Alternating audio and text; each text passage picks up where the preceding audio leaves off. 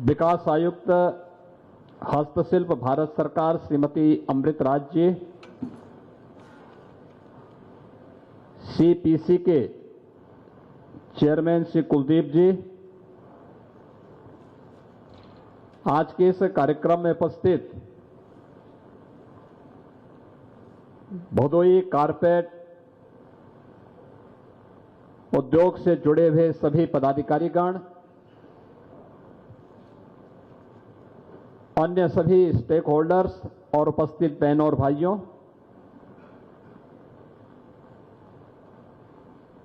मेरे लिए यह अत्यंत महत्वपूर्ण क्षण है जब भदोई जनपद में इंडिया कारपेट एक्सपो के इस 49वें संस्करण में मुझे भागीदार होने का अवसर प्राप्त हो रहा है। जब पहला संस्करण भदोई के कारपेट एक्सपो का प्रारंभ हुआ था, उस समय मुझे इस कार्यक्रम में भागीदार बनने का अवसर प्राप्त हुआ था। प्रारंभ से ही मेरा यह मानना रहा है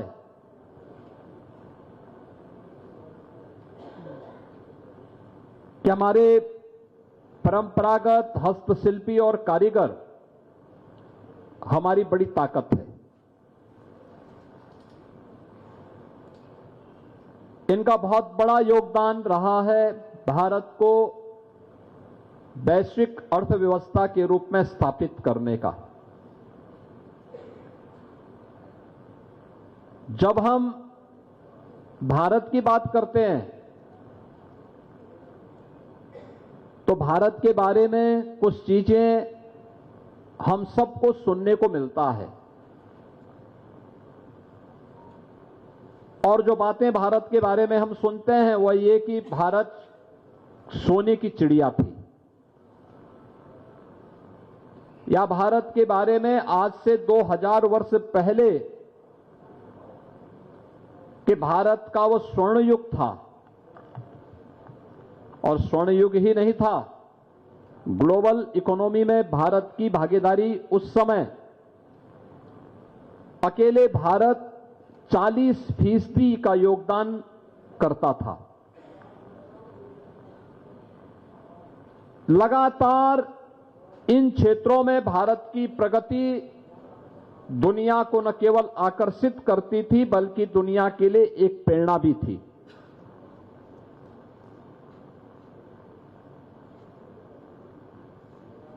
सन 1100 में अगर भारत की इस व्यवस्था को देखेंगे तो दुनिया की अर्थव्यवस्था में भारत का जो योगदान था, तब भी यह वह समय था जब भारत पर विदेशी हमले प्रारंभ होने शुरू हो गए थे। तब भी भारत की भागीदारी 25 से 26% दुनिया की अर्थव्यवस्था में भारत की भागीदारी थी, और 18वीं सदी आते आते भारत की भागीदारी 23% तक थी।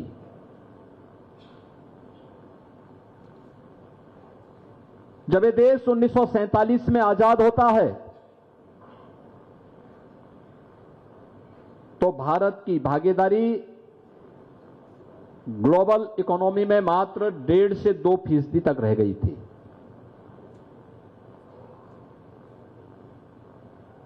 सोने की चिड़िया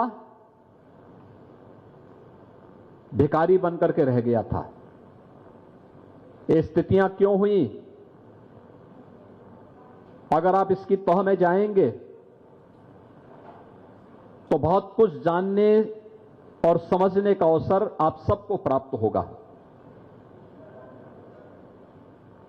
सबसे पहले भारत प्रकृति और परमात्मा के असीम कृपा का देश है। यह सच है कि दुनिया के अंदर तमाम देशों के पास भौगोलिक क्षेत्रफल है और भारत की संख्या अगर उसमें देखेंगे तो भारत अपने भौगोलिक क्षेत्रफल की दृष्टि से दुनिया के अंदर 7वें स्थान पर आता है। लेकिन कुल भौगोलिक क्षेत्रफल का कृषि योग्य भूमि में अगर आप देखेंगे तो उसमें भारत दुनिया के अंदर नंबर 1 पर आता है। दुनिया के अंदर सबसे अधिक भौगोलिक क्षेत्रफल में रूसी संघ है, इसके बाद चीन है, इसके बाद अमेरिका है, कनाडा है, ब्राजील है, ऑस्ट्रेलिया है, उसके बाद भारत है। लेकिन अगर आप देखेंगे कृषि योग्य भूमि में तो सर्वाधिक कृषि योग्य भूमि किसी एक देश के पास है तो अब भारत के पास है, दुनिया में सबसे अधिक। और कृषि योग्य भूमि में भी सिंचाई की सुविधा पूरे भारत के अंदर अगर आप देखेंगे तो 60% से अधिक भूभाग ऐसा है जो हमारे पास सिंचाई की सुविधा उपलब्ध करवाता है। और इसको अगर आप उत्तर प्रदेश की परिप्रेक्ष्य में देखेंगे तो उत्तर प्रदेश 86% हमारी भूमि ऐसी है जिसके लिए सिंचाई की बेहतरीन सुविधा हमारे पास मौजूद है। यानी ये केवल खेती किसानी के लिए ही नहीं है,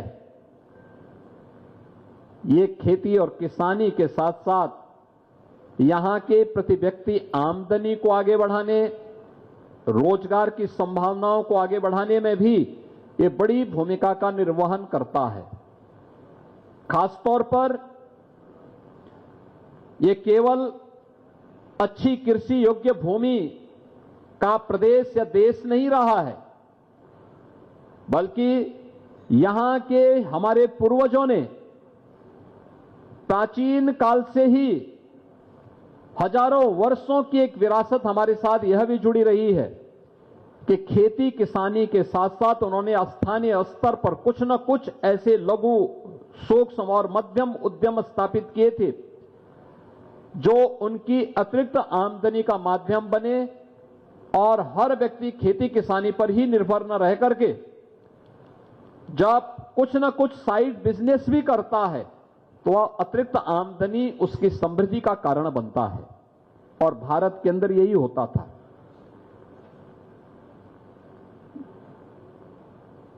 यानी ब्रिटिशर के आने के पहले कौन नहीं जानता है कि भारत का जो सिल्क था ये दुनिया के अंदर अपनी धूम मचाता था। और हम लोगों ने जो सुना कि ऐसा महीन सिल्क भारत के बुनकर बनाते थे कि अगर वह अंगूठी के अंदर से भी गुजारे उसको तो वह पता ही नहीं लगता था। ये महीन कारीगरी किसी के पास थी तो भारत के बुनकरों के पास थी, हस्तशिल्पियों के पास थी।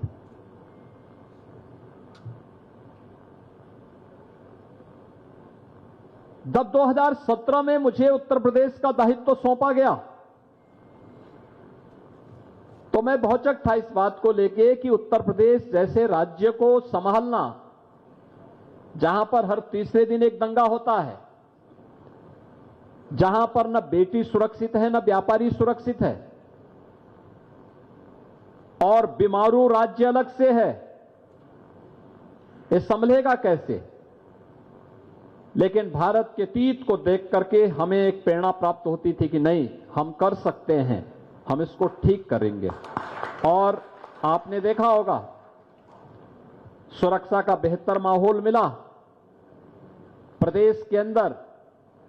हम लोगों ने ईज ऑफ डूइंग बिजनेस की रैंकिंग को अपना सुधारा। उत्तर प्रदेश के अंदर हम लोगों ने प्रदेश के अंदर न केवल खेती किसानी को बल्कि सर्वाधिक रोजगार का सृजन करने वाले वस्त्र उद्योग को भी और एमएसएमई सेक्टर को भी जब पुनर्जीवित करना प्रारंभ किया। और हमारी असली ताकत क्या है, मैं भौचक था कि पहले से उस प्रकार के क्लस्टर हमारे पास मौजूद थे। दुनिया उसमें विकसित काफी आगे बढ़ी, हम आगे नहीं बढ़ पा रहे थे। और उन्हीं बातों को लेकर के हम लोगों ने उस समय मैंने एक कमेटी गठित की थी। उस कमेटी ने मुझे रिपोर्ट दिया था। मैंने पूछा कि भाई देखो, अलग अलग जनपद में हमारे पास अन्य क्या संभावनाएं हैं, तो लोगों ने मुझे फिर इस रिपोर्ट दी थी। उस समय एक इंडिपेंडेंट कमेटी मैंने बनाई थी, जिन्होंने मुझे रिपोर्ट दी थी कि हां, भदोई में कालीन का क्लस्टर है, उसको हम आगे बढ़ा सकते हैं। ऐसे ही हम मुरादाबाद में ब्रॉस का है, आप आगरा और कानपुर में आएंगे लेदर का है, मेरठ में है, आपको स्पोर्ट्स आइटम वहां पे मिल सकती हैं। आप मुबारकपुर में जाएंगे तो वहां पर भी आपको अलग तरीके से कार्य मिलेगा, देखने को मिलेगा, और ढेर सारे लोग स्वतः रोजगार को सृजित करके स्वावलंबन के पथ पर अग्रसर हैं। केवल गवर्नमेंट को थोड़ा सपोर्ट उनको करना है।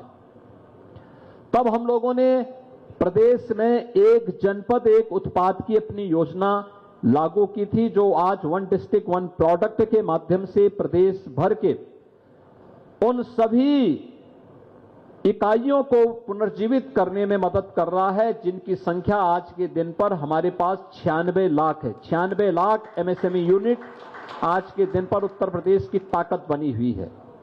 और ये 96 लाख एमएसएमई यूनिट में हमारे पास 2 करोड़ से अधिक लोग सीधे सीधे रोजगार प्राप्त कर रहे हैं। 2 करोड़ का मतलब सीधे सीधे 2 करोड़ परिवार, एक परिवार में अगर 5 सदस्य भी हैं तो 10 करोड़ लोग सीधे सीधे इसके माध्यम से आर्थिक स्वावलंबन के पथ पर अग्रसर हुए हैं। ये एक बड़ी ताकत है भारत की, और उस ताकत को आगे बढ़ाने के लिए उत्तर प्रदेश आज जब प्रयास प्रारंभ किया है, मुझे याद है 14 के पहले और 17 के पहले की भी स्थिति इस भदोई और आसपास के क्षेत्र में किस प्रकार से एक प्रकार की वीरानी सी छा रही थी। और केवल ये यहां की कहानी नहीं है, आप फिरोजाबाद के ग्लास उद्योग को जाइए देखिए, आप मुरादाबाद के ब्रॉस के उद्योग को आप देखेंगे, अलीगढ़ के हार्डवेयर के उद्योग को अगर आप देखेंगे, आप मेरठ के स्पोर्ट्स के उद्योग को देखेंगे, गोरखपुर का टेराकोटा, ये सभी लगभग मृत प्राय सा हो रहा था। वहां पे वीरानी छा रही थी, लोगों में हताशा थी, निराशा थी, लेकिन सरकार ने उन्हें प्रोत्साहन देना प्रारंभ किया, आगे बढ़ाना प्रारंभ किया, सपोर्ट देना प्रारंभ किया। आज परिणाम क्या है कि अकेले उत्तर प्रदेश से हम 2 लाख करोड़ रुपए का एक्सपोर्ट कर रहे हैं, जो उत्तर प्रदेश के अंदर बने हुए प्रोडक्ट हैं, और उसके लिए प्लेटफॉर्म हमने उपलब्ध करना प्रारंभ किया। अभी आपने देखा होगा 25 से 29 सितंबर के बीच ग्रेटर नोएडा में यूपी इंटरनेशनल ट्रेड शो के माध्यम से हम लोगों ने उत्तर प्रदेश में बने हुए प्रोडक्ट को आगे बढ़ाना प्रारंभ किया। शोकेसिंग का एक प्लेटफॉर्म उन्हें उपलब्ध करवाया। अकेले यूपी इंटरनेशनल ट्रेड शो में उत्तर प्रदेश के उद्यमियों को, व्यापारियों को 11,200 करोड़ रुपए का वहां पर उनको वहां पे ऑर्डर प्राप्त हुआ है, जो अपना प्रोडक्ट, अपना माल दुनिया के मार्केट में पहुंचा सकते हैं। हमें अपने आप को अपडेट करना होगा। सरकार की नीयत बहुत साफ है, वह हमेशा अपने व्यापारी और उद्यमियों के साथ खड़ी है। हमने उत्तर प्रदेश के अंदर जीएसटी का रिटर्न भरने वाले हर व्यापारी को 10 लाख रुपए की सुरक्षा बीमा का कवर दिया है। उत्तर प्रदेश के अंदर हर एमएसएमई यूनिट को उत्तर प्रदेश सरकार ने 5 लाख रुपए की सामाजिक सुरक्षा की गारंटी भी उपलब्ध करवाई है। और उत्तर प्रदेश और भारत सरकार दोनों मिलकर के इस अभियान को आगे बढ़ाने के लिए पूरी प्रतिबद्धता के साथ कार्य कर रही है। आज मैं स्वयं भी आपके पास इसलिए भी आया हूं क्योंकि आप में से बहुत सारे लोग इस बात को लेकर चिंतित हैं कि यूएस के टैरिफ के कारण क्या स्थिति पैदा होगी। मेरा यह मानना है कि जब चुनौती होती है तो वो आपके लिए नए अवसर प्रदान करती है, और उस नए अवसर के लिए आपको अपने आप को तैयार रखना होगा। वो नया अवसर आपके लिए है जो अब भारत सरकार ने तेजी के साथ रिफॉर्म करने प्रारंभ किए हैं। आदरणीय प्रधानमंत्री जी के नेतृत्व में अभी शारदीय नवरात्रि के पहले दिन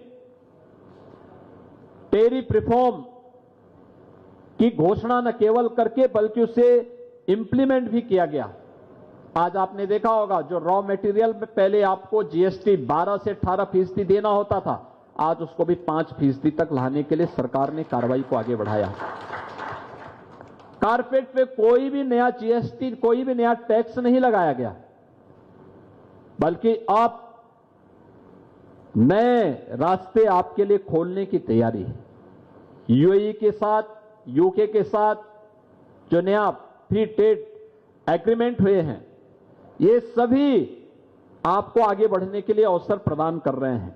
और उत्तर प्रदेश के अंदर अपने उद्योग को पुनर्जीवित करने के लिए, चाहे वह भदोही का कारपेट का हो,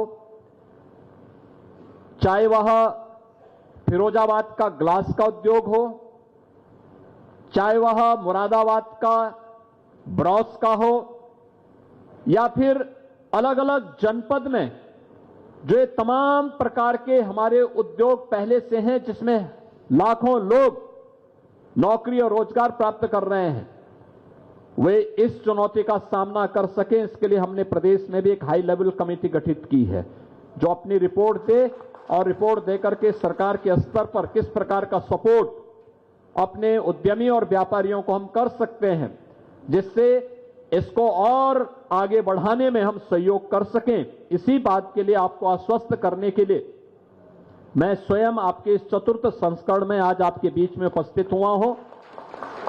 मुझे विश्वास है कि यहां पर सीपीसी से जुड़े हुए हमारे अधिकारीगण, कुलदीप जी भी यहां पर आए हैं और श्रीमती अमृत राज जी भी जो इसके विकास आयुक्त हैं भारत सरकार की, वे स्वयं भी यहां पर आई हैं। और इस एक्सपो मार्ट में जब 2022 में कार्य प्रारंभ हुआ था, तब से हम लोग लगातार इस अभियान के साथ बने हुए हैं। मेरा विश्वास है कि आने वाला समय आपका होगा, अच्छा होगा, और इसको लेकर के ये डबल इंजन की सरकार निरंतर कार्य कर रही है। आज के इस अवसर पर आप भदोही को छोटा मत समझिए, ये बहुत बड़ा है और इसमें बहुत सारी संभावनाएं हैं। उन संभावनाओं को हमें आगे बढ़ाने में सरकार आपको भरपूर मदद करेगी।